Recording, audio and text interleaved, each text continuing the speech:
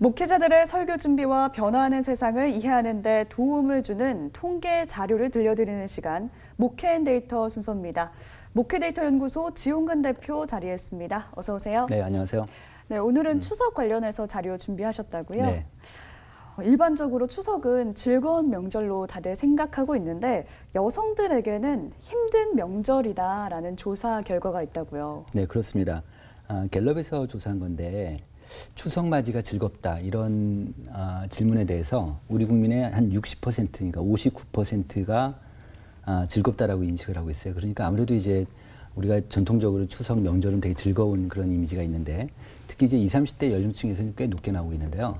그런데 이 여성한테는 좀 다른 문제 같습니다. 여성한테는 엠브레인에서 조사한 건데 추석은 여자들에게는 힘든 명절이다 이런 명제에 대해서 그렇다라고 응답한 비율이 89%예요. 그러니까 굉장히 높게 나오고 있습니다.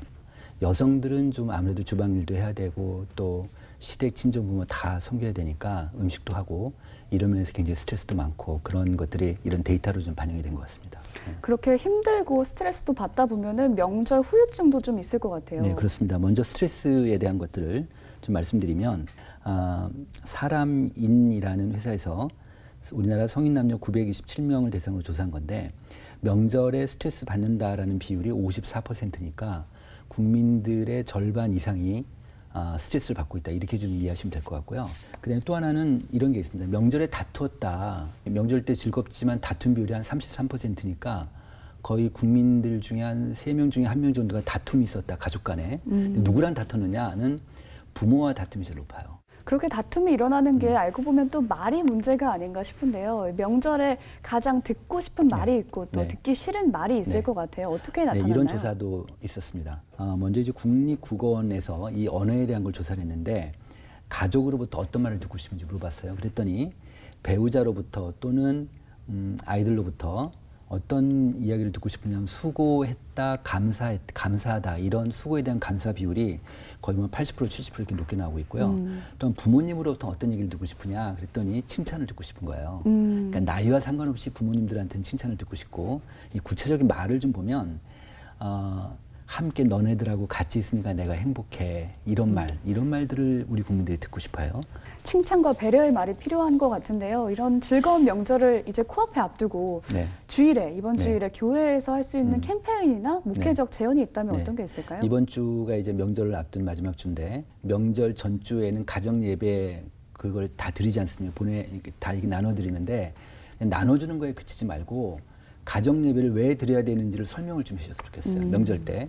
이 가정 예배를 드리게 되면 무엇이 바뀔까를 한번 생각해 봤더니 일단 가족들 간의 대화의 어떤 정도, 대화의 그런 내용들이 좀 바뀔 수 있을 것 같고 좀 더 선하게 좀 바뀔 수 있겠죠.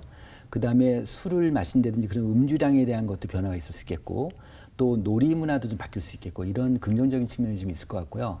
또 하나는 목사님들이 지금 이걸 좀 아셨으면 좋겠는데 아까 제가 말씀드린 대로 여성들한테 힘들잖아요. 그러니까 아내와 며느리를 어떻게든지 이분들이 주방 도우미가 아니다라는 인식이 남자들한테 있을 필요가 있다. 또 하나는 이제 말 한마디로 천냥빚을 갚는다 이런 얘기가 있는데 우리 아까 얘기처럼 그런 말들, 그러니까 우리가 명절 때 다툼이 이제 큰 상처로 남는데 가족 간의 다툼을 피할 수 있는 지혜가 좀 있었으면 좋겠다 이런 생각이 좀 들었습니다.